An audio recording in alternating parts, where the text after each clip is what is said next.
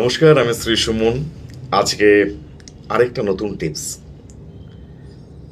আমরা বাড়িতে সাধারণত বাস্তুতে যে যেরকম জায়গায় থাকে, আমি সবার ক্ষেত্রেই বলতে পারি, বাস্তুতে এই যে আমরা বালতি ইউজ করি,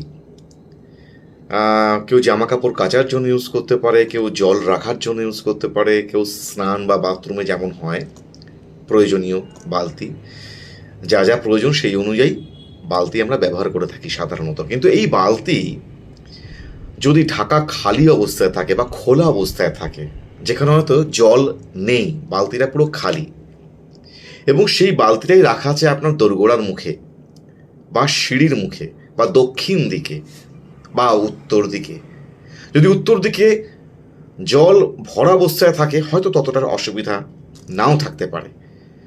বাট আমি বোঝাতে চাইছি এটাই, খালি বালতি জল ছাড়া যদি আপনি সিঁড়ির মুখে দক্ষিণ দিকে রাখেন বা রাস্তার সামনে রাখেন বা দোরগোড়ার মুখে রাখেন, সেক্ষেত্রে বাস্তুর যেমন সমস্যা হবে বা যে কোনো কাজ কিন্তু আপনার যখন তখন আটকে যেতে পারে। তাই ভরা বালতি রাখুন, দোরগোড়ার মুখ থেকে সরিয়ে রাখুন, সিঁড়ির মুখ থেকে সরিয়ে রাখুন, দক্ষিণ দিক থেকে সরিয়ে রাখুন।